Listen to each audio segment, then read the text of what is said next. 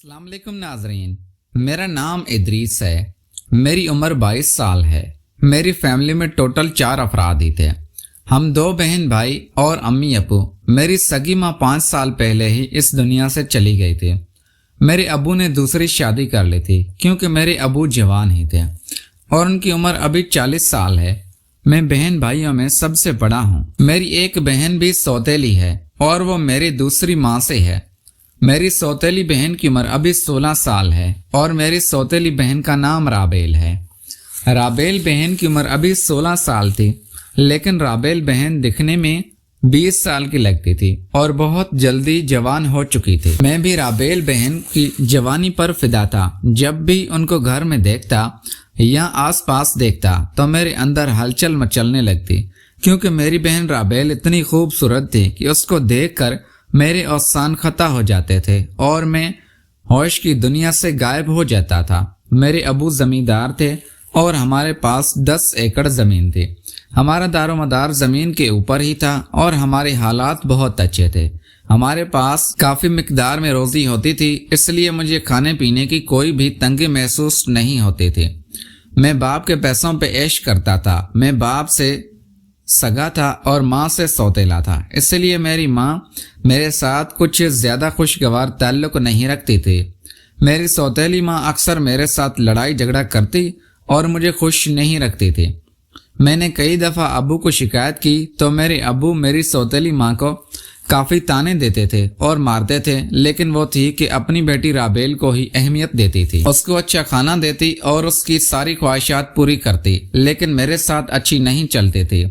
मैंने अबू को बता दिया तो अबू कहने लगे थे कि मैं तुम्हारी शादी कर देता हूँ और तुम अपनी माँ से अलहदा घर में रहो, मैं भी तुम्हारे साथ ही रहूँगा और मैं तुम्हारी माँ को छोड़ देता हूँ। लेकिन मैं अबू को अपनी सौतेली माँ से जुदा नहीं होने दे सकता था, क्योंकि मेरा बाप मेरी सौतेली माँ से बहुत प्यार करता था। मेरी सगी माँ तो इस दुनिया से चली गई थी, लेकिन मेरी सौतेली माँ भी मेरे बाप का बहुत ख्याल रखती थी। बस वो मेरे साथ ही कोई अच्छा रवैया नहीं रखती थी। लेकिन मेरी सौतेली बहन राबेल मेरा बहुत ख्याल रखती थी और वो मेरे साथ काफ़ी अटैच थी। अब्बू ने घर 2 हिस्सों में तकसीम कर दिया था और मुझे अलहदा कमरा दे दिया था और बीच में दीवार कर दी थी। अब मैं अपनी सौतेली माँ और सौतेली बहन से अलहदा रहने लगा था। अब्बू ने मेरे खाने पीने के लिए एक मजदूर रख दिया था जो हमारे खेतों में भी काम करता था और मजदूर मुझे खाना वगैरह बना कर देता और मैं खाना वगैरह भी खा लेता और मेरी बाकी की ज़रूरत भी पूरी करता। मेरी सौतेली बहन राबेल अक्सर मेरे घर में आ जाती और मेरे पास बैठ जाती, मेरे से काफ़ी गपशप लगाती और मैं अब उसके साथ खुश था। मेरी सौतेली माँ ये नहीं चाहती थी कि मेरी सौतेली बहन मेरे पास है, क्योंकि मैं काशिफ किस्म का लड़का था और मेरी सौतेली माँ को मेरे ऊपर शक था। मैं अपनी सौतेली बहन को नहीं छोड़ूंगा और उसके साथ वो काम करूंगा, इसलिए मेरी सौतेली माँ अपनी बेटी राबेल को मेरे से दूर ही रखती और मेरे करीब आने नहीं देती।